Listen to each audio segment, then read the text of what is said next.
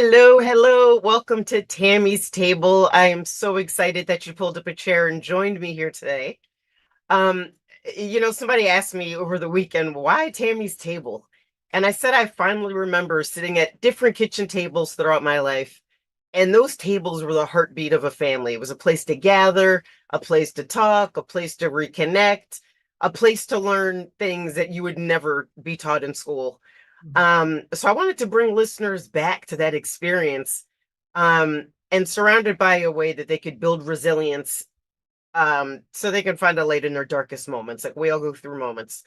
So every show we have guests on, or we talk about, things that you might be going through: divorce, dating, money matters, parenting, living with significant loss.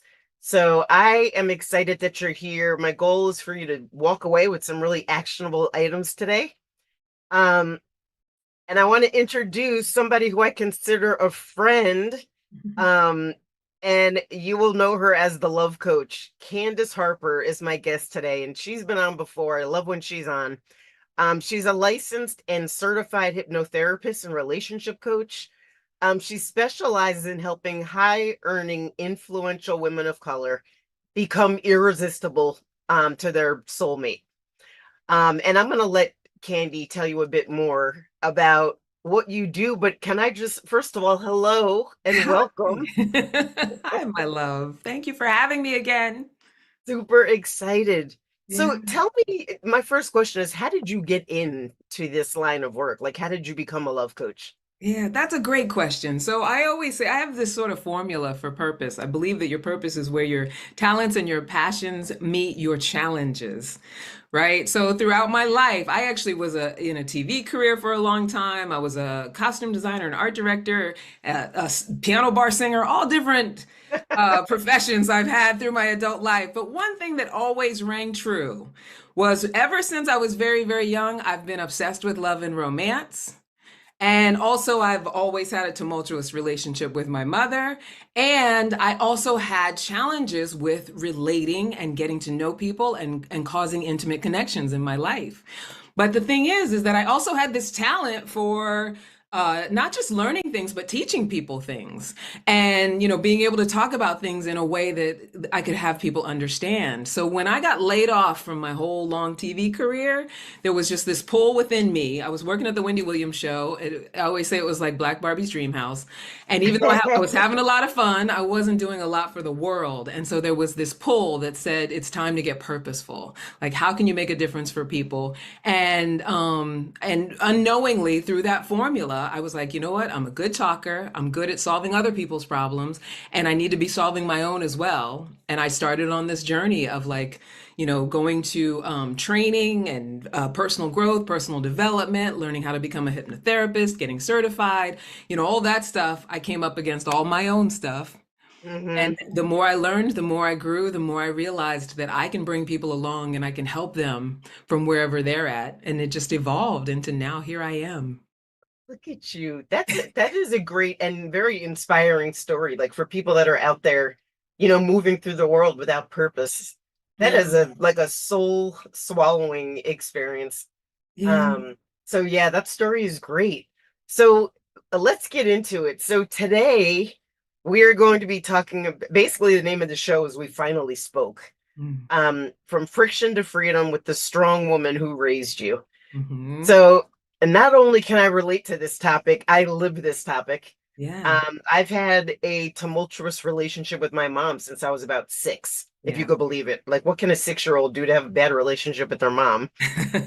So I'm 56 now. So for the last 50 years, I've been dealing with Yeah. a very difficult relationship. I don't, I went to therapy. I've done a lot of therapy around it. I haven't recently. Um, but I'm wondering, like maybe, and I'm also single and, looking. Yeah. So does the mother-daughter relationship have an influence on our love life? And if so, how? Yeah. That's a good question. It She's messing up my dating situation. She's she is. unbeknownst to her. Yeah. And for some mothers and for some women who have tumultuous relationships with their mothers, sometimes their mother does know that's what they're doing. Sometimes there is a sabotage going on, but for the most part, it's an unbeknownst thing. Like we don't even realize how insidious it is when our resentment or our challenges and complex layers get in the way. We don't even realize the connection. But the reason that it does have an impact, the reason that it influences so much is because while our fathers tend to represent and influence how we be with other people, our mothers influence who we are with ourselves, whether it's through modeling or the things she says to us, whatever the dynamic is. It's a heavy, heavy influence on our self relationship. And our self relationship affects our relationship with everything else, right? Right. Other people, other things, and definitely our love life. Interesting. Yeah. Um, how do you sort of overcome that? Like, so in my situation, my mom's never going to apologize for Mm, anything that's gone on in the past, and there's been some bad stuff that she was responsible for. yeah. I'm not expecting an apology. I'm not expecting like a kumbaya with her, like let's Yeah. hold hands and like be a loving mother-daughter. So how do you overcome that piece with you talked about, healing yourself or within yourself. Yeah. If there's no opportunity to repair or build that bridge, like then what do you do? Well, see, that's the thing. Like, even if she's like my mother passed away 2 years ago, even if she's no longer with us, you can find this peace. And I can tell you this, the first step is understanding that to expect an apology is fruitless. Hmm. Right? There may be some mothers out there that do, but to need the apology and to think it's coming and to keep setting yourself up for she's going to somehow see the error of her ways and turn around and make it all better, that in itself, like as soon as you release that, you're on the road to it, right? First Hmm. step. The second step is I love that you went to a clinician and I went to a clinician. I think it's so important to talk to a clinician just to get into the conversation of self awareness, right? If for nothing else. And a lot of times, what a clinician can offer is I can be more of an observer and not just be in this identity of having a horrible mother. Right, Right. And so, right. once I've gotten to that point where I'm like, I get it. I know I can't change her. And I get that I can't just walk around, being in a victim state about it. Then that's when people come to me. It's a perfect time to come to me because then what we work on is, although I'm not responsible for who she is or who she was or how she even is today, what I am responsible for is my response and my reaction to it, what I make it Right. mean and what practices I can put in place so that I can experience all of it differently. Like I get to alchemize it within myself, whether she wants to move or not. Mm. Yeah. So how was it when you're, and if this is too personal, then just tell me. Oh, not at all. But I share. um, when your mom passed, Yeah. what was your reaction? Did you have like a sense of like there was something unresolved, or were you peaceful, or Yeah. I can obviously it was sad, but Yeah, I can tell you that when she passed, I was so peaceful by the time she passed.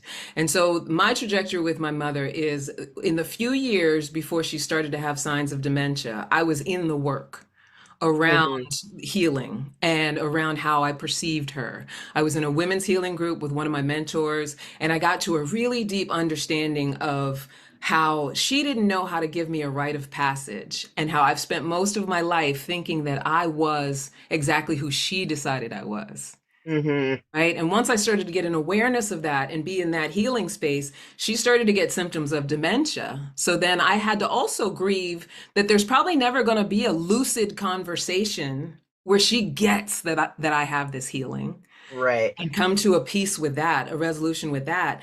And as she was in her this stage of life where I was grieving who she used to be and what was going to be inevitable, which was going to be her passing. Obviously, we all die, so that's Hmm. coming.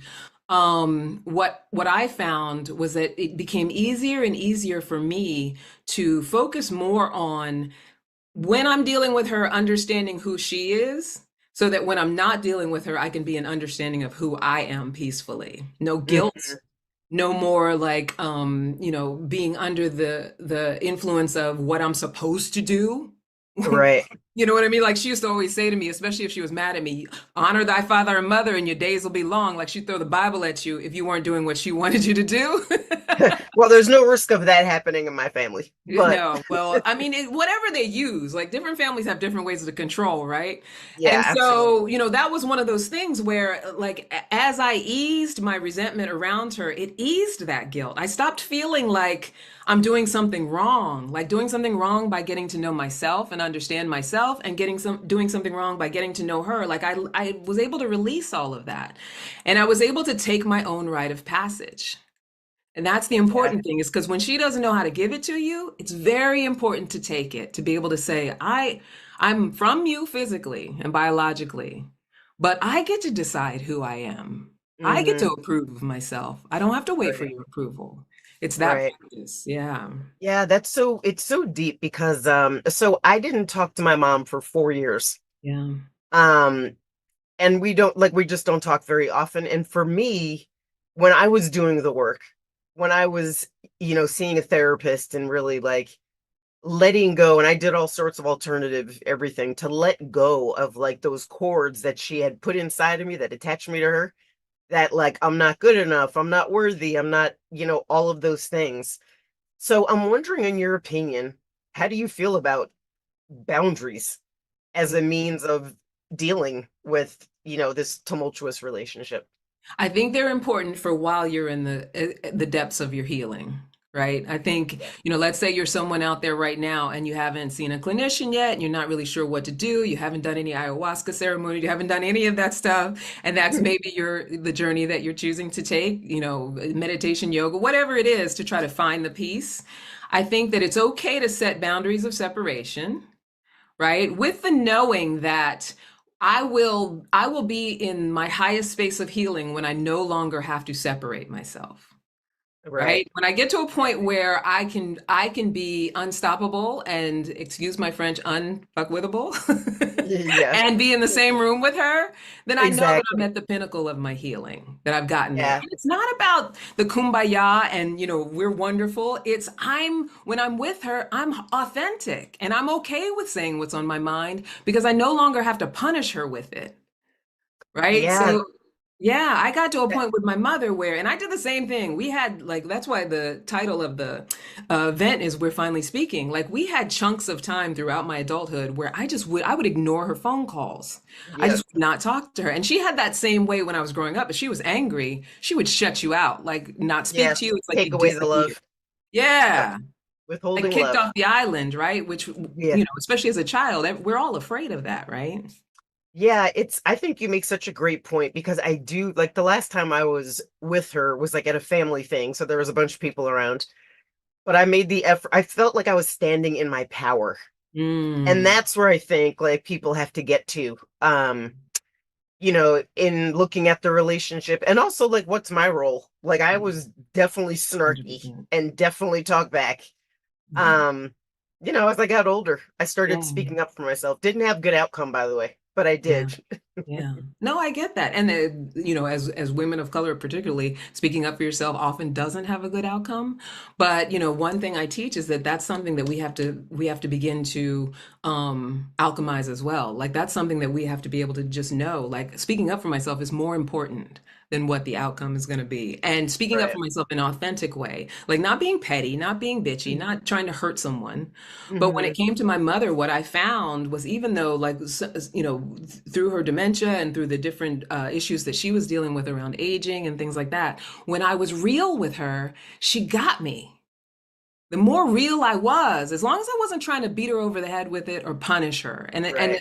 as long as I stopped coming from that place of that you're responsible for every mistake I've made, which was my adult energy for a long time. When I Mm. was just truthful and real, like, Mom, you can't say that. That doesn't work. Like, if you want us to get along, you have to talk to me in a different way.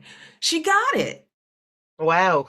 Yeah. And she picked up, like, it didn't have her do what she used to do when I needed the apology from her, when I needed her to get me, when I needed her to give me her approval, the way that I would communicate with her, whether I was faking nice or whether I was coming out of a bag, like I was going to tell her off. No matter how I did it, I got that same sort of resistance, that same block. Yeah. right? But I Yeah. will tell you the biggest hump that I had to get over is my understanding of forgiveness. That was the Yeah. biggest hump that had me get to a place where I could release. And I think the one thing that we, especially if you were like, I was raised Christian, but even if you weren't, I think sometimes there's this idea that forgiveness is being like Jesus and pretending like you were never hurt. And that's Yeah. Or not, it never happened. or it never happened. And that's why Hmm. so many people struggle with it. They're like, that's Yeah. why I teach with my clients a whole forgiveness process. And it's really just about how do I take responsibility for who I be so that I can take my power back and not keep putting the choices that I'm now making on who she made me be. Like, how do I Right. make that leap? And that's what a real forgiveness process is. You're so awesome, girl. Um, Thank you. we're gonna take a quick break. And when we come back, though, I want to do a deeper dive into how this impacts our relationships. Yeah. Mother's Day is almost here, so what do you do when it's time to celebrate the woman who you're supposed to honor, cherish, and love the most? But every time you deal with her, you find yourself exhausted, overwhelmed, beaten down, and pouring too many cocktails. I'm Candice Harper, a relationship coach and hypnotherapist. You join me live online May 1st or May 8th, 2024 at 7 p.m. Eastern for We're Finally Speaking From Freedom to Friction with the Strong Woman Who Raised You. Complimentary tickets are available on Eventbrite. Nice. Do you think if I sent my mom a ticket, she would go? I don't know. She might. Because She here's the will not. thing. The worst mothers had the worst mothers. But no, my grandmother was amazing. But Yeah, to apparently, you. To you, exactly. right? Yeah, exactly. I always say for every abusive mother, there's also within the same body an abused daughter. And so, like when we look at our, because I had a great relationship with my grandma too. We called her Fat Mama. I loved Fat Mama. But if Oh you my would God. ask my mom about her, you would have gotten a Yes. completely different story. Yeah. Yep. That's same with my mom. She's like, you didn't grow up with her. I'm like, all right, I'll take that. Right. Um, okay, so let's talk about from the lens of relationships, those that work and those that don't work, and sort of the elements. Like, how do you think having a tenuous relationship with your mom shows up in your relationships, like very specifically? Yeah, so if you're in a space where you're still under the weight of that relationship with her, that also means that um you're in what is familiar to you, right? So you know how to deal with a certain way, how she treats you, what she taught you about energy and dynamics, how to communicate when you're in an intimate relationship, all of that. She influences all of that.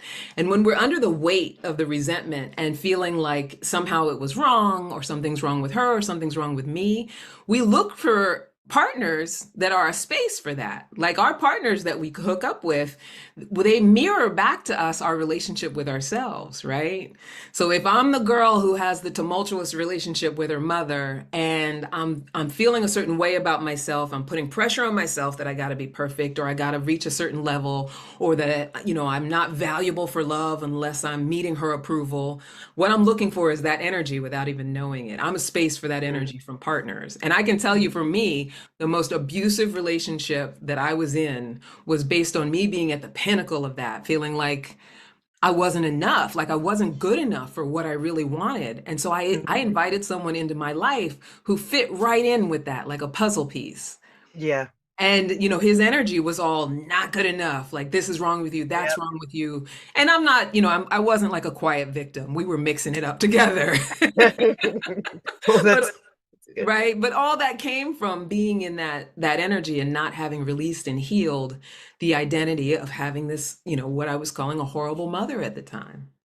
It's so interesting. I did one of my therapy sessions or, stints was imago therapy, which is Mm, basically says that everything goes back to your childhood yeah, I as an agree adult. with that. So Yeah. they said, I will never forget, they said we married the best of our dad and the worst of our mom. Ah, And that is exactly what I did. Just what you said about that energy. yeah, yeah, It's weird. And I was not at like my strongest at that point. yeah, Although I knew I was making like a bad wedding decision. yeah. He mirrored exactly my mom. It was crazy. Because you knew what to do with him. Even if it felt like, even the times that you probably said to yourself, "Ugh, I don't like this." There was that part of you that was like, yeah, but we know what to do with it. Like we know how to Yeah, handle it. Right? exactly. Yeah. Exactly. Yeah. Um, what would you say? Let's say like someone's still in process, like still in the healing process. Yeah. Can you give, first of all, I know you do hypnotherapy, which I think is wonderful and a great potential solution. Mm, But if we're, someone's listening to this and they're in the thick, they want to get out from under this, burden of having a bad relationship with their mom. mm. What are some really specific steps that somebody could take? Well, I Um, mean, first of all, you can't do any of it without support. yeah. Right. So the most specific step to take is to find someone trusted, someone, whether be by referral or somebody who's saying the things that are resonating with what you're feeling and, offering solutions that sound right to you. Find the support and then just be willing to, um, a lot of times our ego, they always say there's two emotions, fear or love, and Mhm. ego runs fear, right? Ego is all about fear. They work together really great. Ego will tell you that you got to, guard yourself, that you got to hide, that you got to figure out some way to stuff it down. Don't deal with it. Don't heal it. Just set boundaries and walk away and, get in your little enclave and be in solitude. So just understand that I might be in a space right now where my ego is telling me that this will never work. I will never be out from under it. I'm never going to be able to heal it. And just my willingness to observe myself for a moment and just understand that this is just what I'm believing right now. Mhm. It's a point in time. It's a point in time. Nothing lasts forever. This is what I believe in this moment. And so if Mhm. I just give myself permission to get the support I need, and allow someone to offer me things and try them on. I always say in coaching, because sometimes you come up with resistance. We're so used to doing what we do all the time, right? Right, So I right. always say, try it on. Just give it a Mhm. moment, try it on, see how it feels. You can always pick back up the old stuff later if you want to. Right. And the more we're willing to practice and not expect ourselves to be a light switch, like oftentimes we think, oh, well, now I know this thing, I should be doing better. And if we make a mistake, we're really hard on ourselves. Right. When really it's just, you know what? For 5 minutes right now, I'm just going to practice the peace of knowing that my mother loves me and I love her, even if I have no evidence whatsoever. Mhm. Just 5 minutes, I'm just going to practice what that peace feels like. Right. And if I allow myself to do that, maybe 5 more minutes the next day, 5 more minutes the next day, and then start to let your natural inclination to love and forgive and take care of yourself, let that start to take over and practice it more and more and more with the support of whoever's leading you, guiding you through it, then that's how Mhm. you get to it. And we evolve, right? One day you wake up and you're like, it's like weight loss. One day you wake up and you're like, wow. Like last year, I felt like crap. I was so depressed. And this year, it's like it's a weight is lifted. Yeah, Yeah. absolutely. Yeah. And it does feel like a weight is lifted. Like when you I'm gonna say turn the corner, right? When Yeah. you I like that. turn the corner, when I told you I feel like I was standing in my power, I was like, look at me. Yeah. Like I am not, like you said, like it's like this giant weight is lifted. And it opens up space, I think, in your heart and in your life to Uh, invite other people in that are potentially more positive and more supportive. And sometimes you have to weed your garden. Because you're absolutely right. Because when you get to that advanced place where you do feel the weight has lifted, you then get to declare who you get to be. Yeah. Like, regardless of whether I had a tumultuous past with my mother, who I get to be today is this amazing woman who helps people and says how it's going to go for myself, right? Who Yeah. lives into the experience of what I want to align with because that's what I choose. And that's what I got to choose before she passed. I got to Right. choose to be a daughter who's happy with her mother just because I had released all that old stuff and said, you know what, this is what I'm choosing because this actually helps me feel better. This actually helps me to see you in a light that makes it that I have power, that I can do the Yes, things that I want absolutely. to do, right? Yeah. So, It's in the kids online, they always say Delulu is the Salulu. So it's like that little bit of delusion where I'm like, how I see it, how I perceive it is going to be what it's going to be either way. And I can never be 100% right. So why not perceive it in a way that's going to actually support me in being who I want to be? Yeah.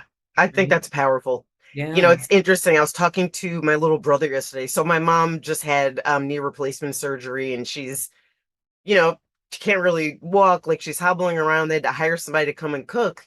Mm. And I said to her, like we were all together in person, and I was like, I could work from anywhere. Like I can come. They live in like an hour and a half. I was like, I can bring my laptop and stay for a couple of days and cook and make sure, you're okay when you first get home. And for the first time, she looked grateful. Yeah. Um, she said no, of course, but what was interesting, my brother was like, I can't believe you offered. I was like, Mm. Derek, I'm not mad at mom anymore. Yeah. Like, I don't have that stuff anymore. Like, she needs help. I'm gonna go help her. Yeah. So it's interesting, like the external also perception is like, wow, you called mom? Wow, like there's a whole group of people that are like on eggshells. Um, but it goes back to what you said. I think when you get to the top of that mountain, Yeah. you just decide you're never going back, You don't want and to go back, right? When you've it's been a nice practicing it decision. long enough and you've just made the choice that I'm going to live into who I say I be, not who you say I be, then all of a Yeah, sudden I'm not under the influence of who you were or how you were. right. Yeah. Hey, so let's circle back Yeah. to you were talking about how we pick a partner basically to fit the gaps that our mother like left somehow. Mm. How can you become more aware if you're doing that? So for people that are out there dating and they're, sorting right now, Yeah. is there a red flag that you can say like, "Uh-oh, this feels like I am picking somebody because they're like my mom." Yeah. I How do you mean, manage through I that? always say that we have to be, say that again. You Yeah, I said, was just wondering like how you manage through that process successfully. yeah. Not picking your mom. I think that what you're pointing at is discernment, right? And so, what I often guide people with, as far as discernment is concerned, is that when you're in a healing relationship with yourself and in your single season, one of the things that's so important is to really get a deep understanding around what is important to you, what brings you pleasure, what aligns with having joy, whatever it is you're declaring for yourself, right? And those can be anything, whatever it is. So, whether it's time with your kids or, taking travel vacations or whatever, like just getting into an understanding of what works. That way, it's not about being able to look at someone and say, oh, you're just like my mom. It's about being able to really be in touch with your gut moment to moment and present with people. Hmm. Right. So when I'm present with you and we're just in this moment, it's not about, who what I've been through or what I've perceived or whether I need to detect the red flags. All I got to listen to is what my gut tells me. Right. When I'm Yeah. interacting with you and having a conversation, does this feel like it aligns with who I declare myself to be? Do I feel Hmm. like this person, just talking to this person, does it support who I declare myself to be? Do I feel at ease? Do I feel like I can be myself and be authentic? Or do I find myself feeling like I got to go into some pretend persona or, Hmm. tell lies or guard myself? Right. Like you just got to be willing to ask the question to yourself and then Yourself. discern whether I want to keep aligning with this person. Does this work for me to align with this person? And it's okay if it doesn't. Sometimes we get on dates and it's not working and we get mad. You know, like I I got get all mad because I revved up. wasted my time. Yeah, and it's so not. That's the thing. I always tell women when you're dating, even the worst of dates, I mean, as long as you don't feel in danger, it's never a waste of your time. Because what you get to do is be practicing your healing, practicing being in a space of being so full of you that you know how to overflow onto someone even when they're not your person. Like Yeah. you know how to listen and hear who they are and be okay with it. You don't have to be in alignment with me because my person is. Yeah, my bad dates are just good material for comedy. There's that So too. that I'm collecting stories. I'm just collecting stories about like terrible dates. Yeah. Um, And you'll have way more bad ones than bad ones than the ones that culminate in a relationship because that's just how it is, right? We don't yeah. match with everybody. So I feel like I know what you're gonna say, but let's just put it out there. Mm, Let's say that somebody mostly matches who I want to be and how I want to, walk my path. yeah. And then I'm gonna compromise. There's a couple of things I don't really like, but maybe I'll just compromise on those. There's always going to be a couple things you don't really like, right? But you got to think about, and one of the things that I do with clients is I do a core value declaration exercise. It's like a meditation. When you can get to what are the most important things, like your three or four base most important things, and they align with those things in a strong way that you know that you can be aligned with those things. I think you and I were talking about, support for what I do, like support for my purpose. For me, that Right. was a really, really big core value with anyone that I'm with. Right? Right. Somebody who can say, I really want to see you succeed. I want to see you win. And so Absolutely. think of those things. Someone who, family is a really important core value for me.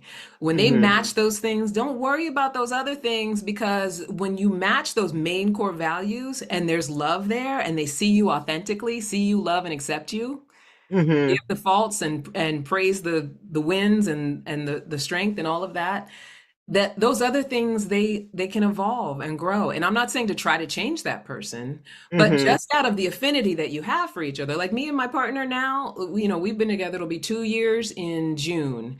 And so one of the things is that health wise we eat very differently, and in the time that we've been together, that was always one of my concerns. It's like he's got all the other things, but I hate the way he eats.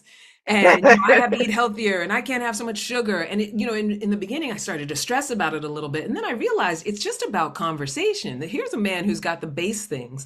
So through communication, he never lets the refrigerator be without salads and avocados, because he knows that that's what I need. And I didn't have to demand it or force it or be mean. Like, we just had a conversation about it. Yeah. And so Yeah.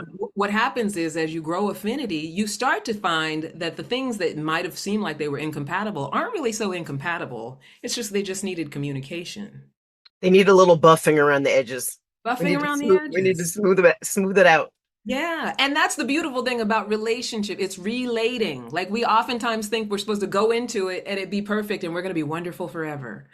But that's what relating is about. We're creating a partnership, we're collaborating. Any community that you go into, there's going to be conflict, there's going to be differences of opinion, differences in how you do things. And it's like, how do we come together on that and still be, healthy human beings that don't make Right. it, the end of the world? You must be a pleasure to date Oh, I'd because you like have to all the think so. answers. You have like a great approach.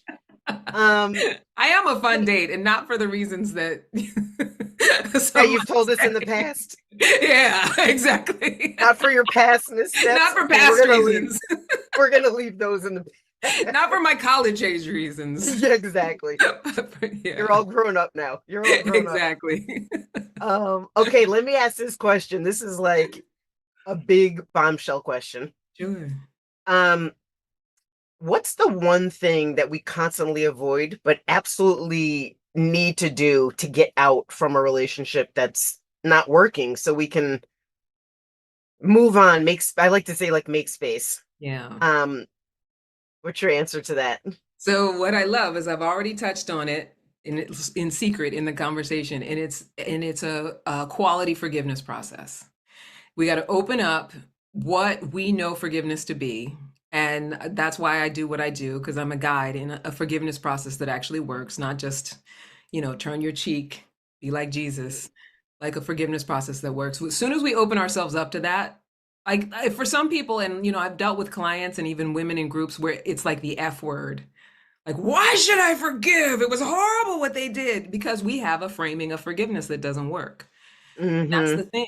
Once you can do that, it doesn't matter where you are in any relationship. When you can forgive yourself in a way that's a responsible process, and when you can forgive others, not make it okay, not say, whatever you did to me, it's fine, but really understand the process of taking responsibility for what I chose when you did what you did, Right. and what I continue to choose after you did what you did, because what I was believing about what you did. Soon as I can get aware of that and do that process and then start to practice a new declaration for myself, I can shift any relationship. And whether that means the relationship ends and gets complete or goes forward and gets healthy, whatever it might be, I can make that happen just by doing that process. So can you talk about the process a bit? High Yeah. level? Yeah. So it's sort of a And six, it's, and Candy, one sec. This is part of your coaching practice, right? yes. Okay. So talk to me about your coaching practice. Like what is the process without giving away your secret sauce? All of it. Well, I mean, this is probably the most pivotal part. Sometimes it's the most pivotal part. Sometimes people have already gotten a few steps in, and that's great because then we can keep moving forward and start creation and all of that stuff. But initially, when I start with people, not only do we get really clear about what's been, like, who have I been leading up to this in my dating life, in my relationship life, we start to pinpoint who is it besides, and it's always myself first, but Hmm. besides myself, who I really need to do this process with. And it's a 6 step process. It's, the first thing that you have to do is just acknowledge who this person is, the way that you've been viewing this person. And then you have to talk about how you've been based on what you believe about whatever you think this person has done. And even if it's like your mother, a lifelong, throughout my childhood, you did this. And so the second part is acknowledging this is who I've been, this is how I've been based on believing this about you. Right. Hmm. And then I got to talk about what the impact on my life has been. Because I've been this, I've, picked all due to been in jail. I've been, Yeah. in abusive relationships one after another, or I've been Right. lonely for 10 years and refusing to let anybody into my life. Whatever it might be, talk about the impact. And then Hmm. I got to pare it down. And this is where it gets to be the hardest part. And that's why we go through the coaching and the support that I give. I got to pare it down to what it really is, which is just simply, you're my mother, I'm your daughter. Everything else is perspective. Everything that Mm. I perceived about how you behaved, everything that I decided about what you said, what you did to me, all of that is perspective. The way that you saw me, the opinions that you cast on me, the way you talk to me, all of it is just perspective. And I get to make it mean whatever I choose to make it mean. So we narrow it all down to just that. And then I get to declare something new. I get to talk about what's possible when I no longer have to be underneath these beliefs, when I no longer have to believe that what you did was because you hate me, not because you hate yourself. Mm. Oh Right? my When God, I'm no that's so longer deep. am carrying, right? When I'm no longer carrying that, who do I get to be? Like, how do I get to create my love life? How do I get to create my life, my career? So much more is possible because I'm no longer under the weight of I'm the girl whose mother hates her. I'm the girl Hmm. whose mother beat her, whatever it might be. And I know sometimes it can get really traumatic, but that's the work we do. Then I declare something new for myself. That's the 6th step. I get to say, this is who I am. This is what I'm living into. And I begin that practice I was talking about that sometimes takes, a few weeks and sometimes takes a year. There's no, Hmm. limit on how far it can go. Yeah. I was gonna ask how long, but there's no answer. I think that it depends how like deep, Yeah, right, the work is. Um, absolutely. Absolutely. so listen, while we're talking about your work, like let's talk about your upcoming class. Yeah. So I want on to hear all about it. Wednesday night, May 1st, 2024, 7 p.m. Eastern, We're Finally Speaking from Freedom to Friction with the strong woman who raised you. And basically, I'm just going to elucidate, like, what this process is about and why it's important, why it's an important relationship to look at. I find that through my clients and women that I work with as women of color, it is a particular, and it's not unique to just us because there's throughout the diaspora and all the European communities, I get the same sort of kickback around their relationship with their mother. But I'm basically going to be talking about what are those first practical steps to be taking and why to even take them. A lot of what we've talked about right here, and I'm going to do a little exercise to help people get maybe a, a, a glimpse of sort of immediate relief from it, especially if it's been really Hmm. pressuring you. Yeah, Yeah. that's awesome. I'm Yeah. excited. That is a great topic. I can list off like 20 people that I need to forward that invitation to. Please do, by all means. And No, because I spots are will. limited, so yeah, definitely do. Yeah, they need Dr. Love. I know that, especially around this conversation about moms. So Yeah, listen, it was such a pleasure having you. I feel like we had a really great conversation and you gave actionable steps that people can like really sink their teeth into, which is always the goal, not just to listen, but to take some action absolutely. afterwards. So you are coming back next month, and I Yes. can't wait with another giant topic that'll wreck people's Monday. I hope so. I want to like mix it up. Yeah, exactly. We're gonna mix it up. Turn it on its Um, head. so awesome. Hey, tell us your website or where people can go to get more information. I know we had the commercial. Yeah, so if you want to get direct tickets to the event, go to Eventbrite and just search "We're Finally Speaking." But also, you can come to my website, CandiceHarperLoveCoach.com. I don't think there's a link on there for the event yet, but I'm going to do that today. But go to CandiceHarperLoveCoach.com just to learn more about what I do and kind of look at some of the other offers that I have that are possible. But Awesome. Eventbrite is where to get the tickets. We're Finally Speaking. And we are speaking, and we have spoke. We have Yes. spoken. And we will again and again. I love And it. we will again. So listen, Yeah. thank you. Thank you to the listeners for pulling up a chair and tuning into Tammy's table. I hope you found as much value today as I did. Candace Harper, absolutely wonderful. And we will see you back here next Monday at noon. Have a Yay. great week.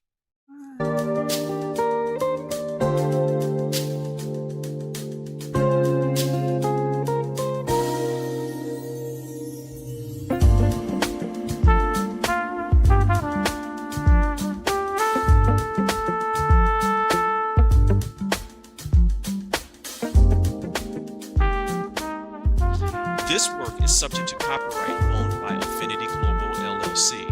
Any reproduction or republication of all or part of this is expressly prohibited unless Affinity Global LLC has explicitly granted its prior written consent. All other rights reserved.